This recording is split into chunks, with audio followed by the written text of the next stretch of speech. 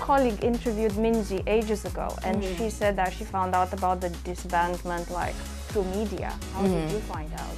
Well, I did too. To be honest, I was at a Thanksgiving dinner and my phone blew up. But yeah, like, you know, those situations, it's yeah, that was very heartbreaking for me. But like I said, now I have a lot of freedom and just control over at least what I choose to do. So, very exciting chapter for me. 2, 3,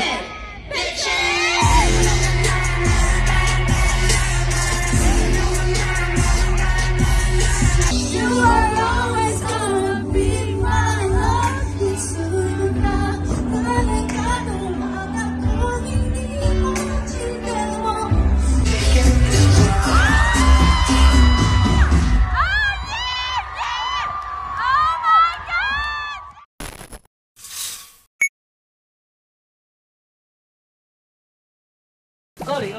全新偶像，全新的星光云让新闻，欢迎收看星光云让新闻。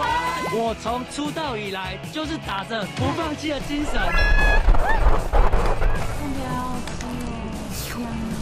给我出去！